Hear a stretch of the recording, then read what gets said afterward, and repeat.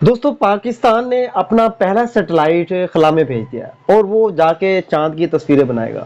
اب یہاں لوگوں کی دو پرسپیکٹو ہیں، یہاں اس کو لوگ دو نظر سے دیکھ رہے ہیں۔ ایک وہ طبقہ ہے جو اس پہ خوشیاں منا رہا ہے، جو اس کو سیلیبریٹ کر رہا ہے، انجوائے کر رہا ہے، وہ کہہ رہا ہے کہ پاکستان ہمارا بہت ترقی کر گیا۔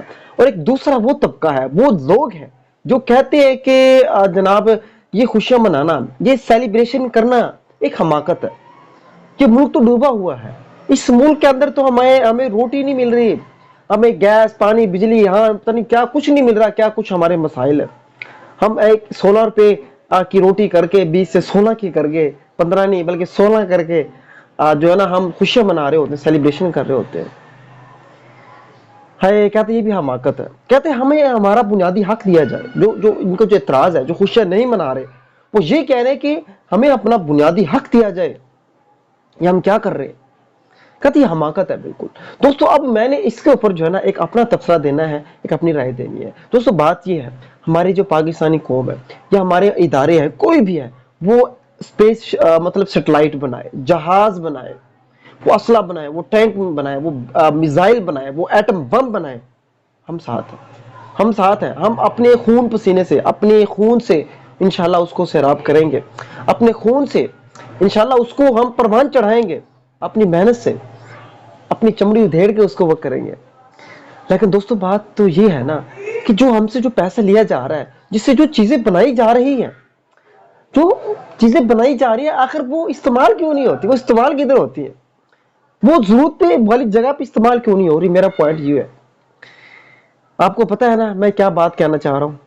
آخر یہ جو ہم نے اتنا کچھ بنایا، میزائل بنایا، ایٹم بم بنایا، اس کو کہاں استعمال کرنا چاہیے تھا؟ آج کہاں ضرورت ہے دوستو؟ آج کہاں ضرورت ہے؟ ہمیں کہاں استعمال کرنا چاہیے تھا؟ لیکن افسوس ہم کہاں استعمال کر رہے ہیں؟ ہم کہاں استعمال کر رہے ہیں اپنے طاقت کو؟ ہم کہاں استعمال کر رہے ہیں؟ دوستو میرا پوائنٹ ہی یہ ہے بھئی، بات یہ ہے، دیکھو مجھے کوئی اعتراض نہیں ہے، مجھے خوشی ہے، دیکھو میں تھوڑا آپٹیمسٹک ہوں۔ میرا پوائنٹ آف ویو یہ ہے کہ مجھے تھوڑی سی خوشی ہے کہ چلے ہم نے سیٹلائٹ بھیجا، چائنا کی مدد سے بھیجا، وہ چائنا سے گیا، جیسے بھی گیا، ٹھیک ہے، خوشی ہے۔ میرے خیال میں دونوں کا پرسپیکٹو تھوڑا ایک جیسا ہے۔ بس میرا اعتراض یہی تھا کہ میں پھر تھوڑا آپٹیمسٹک ہوں، میں تھوڑا مایوس نہیں ہوں، پھر مجھے اندر ایک امید ہے، کوئی مسئلہ نہیں ہے اگر ایک تھوڑا بہت ہمارے اوپر برا وقت آیا ہے یا کچھ برے انسان اگر ہمارے اوپر مسلط ہو چکے ہیں، کوئی مسئلہ نہیں ہے، آخر انہوں نے چلے جانا ہے، اچھے انسان آئیں گے، انشاءاللہ آئیں گے۔ تو میرا پرسپیکٹو دوستو پھر وہی ہے، میں اس کو شارٹ کر رہا ہوں کہ آپ لاکھ کی چیزیں بنائیں، ہمارے خون پسینے سے بنائیں، اس کو استعمال تو کریں، ہمیں کچھ پتہ تو چلے۔ وہ جیسے بھٹو نے کہا تھا نا کہ ہم کشمیر کو آزاد کروائیں گے، ہم گھاس کھا لیں گے مگر کشمیر کو آزاد کروائیں گے۔ دوستو یہ میرا پوائنٹ آف ویو ہے، ہم گھاس کھانے کو تیار ہیں، ہم بالکل تیار ہیں الحمدللہ، لیکن اس کو استعمال تو کرو بھائی۔ اب جو لوگ اس کو حماقت کہہ رہے ہیں وہ اپنی سینس میں بھی ٹھیک کہہ رہے ہیں، میں ان کو غلط نہیں کہہ رہا، جس کو سیلیبریٹ کر رہے ہیں وہ بھی اپنی جگہ ٹھیک ہے۔ لیکن دوستو اصل پوائنٹ یہی ہے کہ جس چیز کا آپ عوام سے جو اربوں خربوں ان کی خون پسینے کی کمائی جو آپ جو سمیٹ رہے ہیں، اس سے چیزیں بنائیں، اس کو صحیح استعمال تو ہو۔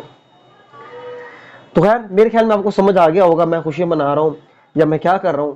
میں نے میرے خیال میں آپ کو بیچ والا راستہ بتا دیا ہے کہ اگر ایسا ہوگا تو یہ تب اس کا جو ہے نا رزلٹ آئے گا۔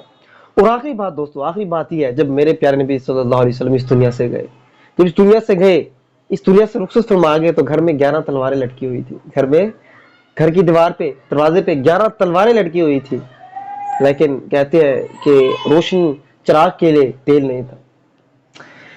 ہائے ہائے ہائے، بس دوستو یہی بات ہے کہ ہمارا نظریہ، ہماری سوچ بڑی ہونی چاہیے۔ ہم نے سب کچھ کرنا ہے لیکن اس کا پھر صحیح استعمال کرنا ہے، مسئلہ ادھر آ رہا ہے سارا۔